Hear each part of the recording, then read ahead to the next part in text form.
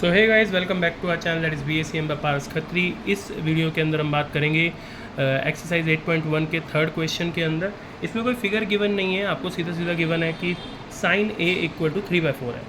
तो simple question है, sign A equal to 3/4 है का मतलब क्या है कि अभी साइन की वैल्यू क्या होती है, साइन के मतलब साइन किसके बीच में फंक्शन समझाता है, साइन जो है वो किसके बीच में रिलेशन समझाता है, साइन समझाता है हमारे को relationship between basically P and H। ठीक है, तो हमारे को P और H के बीच में समझाता है। ये आपको इंट्रोडक्शन के अंदर समझाया था कि sign A equal to P/H होता है। अब सवाल उठता है कि जैसे फर्स्ट क्वेश्चन और सेकंड क्वेश्चन के अंदर हमने ट्राइंगल बनाया था, फिर हमने ये समझा था कि इसके पॉइंट ऑफ व्यू से ये P होता है, ये H होता है, तो वो चेंज हो रहे थे।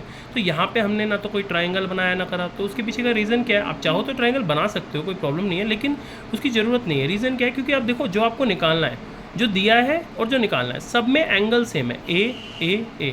तो अगर यहाँ पे B या C या मतलब ऐसा कुछ होता तो हम जो है उसको चेंज करते और यहाँ पे फिगर बना के फिर उससे चेक करते कि P और B कौन सा बन रहा है। लेकिन यहाँ पर क्योंकि कुछ नहीं दिया तो आप डायरेक्ट कर सकते हो।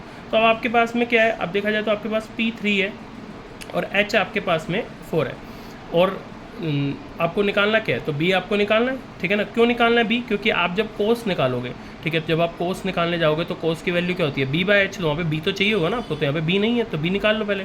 तो B निकालने के लिए आप क्या करोगे? तो B निकालने के लिए वही हमारा जो पाइथागोरस वाला थ्योरम है, h² माइनस p², ठीक है, और h² कितना है?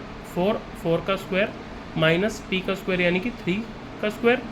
4 का स्क्वायर होगा 16 माइनस 9, दैट इज़ ये हमारा कितना आ गया? ये हमारा आ गया 7, ठीक है। तो ये हमारा इस तरीके से निकल के आ गया √7।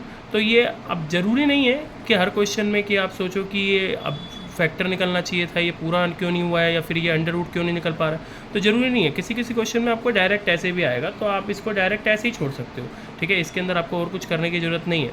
तो अब जो है वो हमारे पास में B भी है, P भी है, H भी है, तो आपको निकालना क्या है? कोस A निकालना है। तो कोस A निकालने के लिए क्या होता है? B/H होता है, मैंने अभी आपको बताया। तो B की वैल्यू कितनी है? B की वैल्यू अभी हमने निकाली √7 है, और H की वैल्यू कितनी है? H की वैल्यू 4 है, क्वेश्चन में गिवन हुई थी, ठीक है। तो ये हमारा आंसर आ गया। इसी तरीके से आपको निकालना क्या है? आपको tan A निकालने को बोला है। तो अगर tan A आपको निकालने को बोला है तो tan A की वैल्यू क्या होती है? tan की वैल्यू होती है P/B। तो P हमारे को क्वेश्चन में गिवन था 3, और B अभी हमने निकाला √7। तो ये हमारी दो आंसर्स जो है वो इसके निकल के आ गए हैं, ठीक है। तो अगर वीडियो अच्छी लगी हो तो इसे लाइक करना, शेयर करना, सब्सक्राइब करना, और नेक्स्ट क्वेश्चन नेक्स्ट वीडियो में।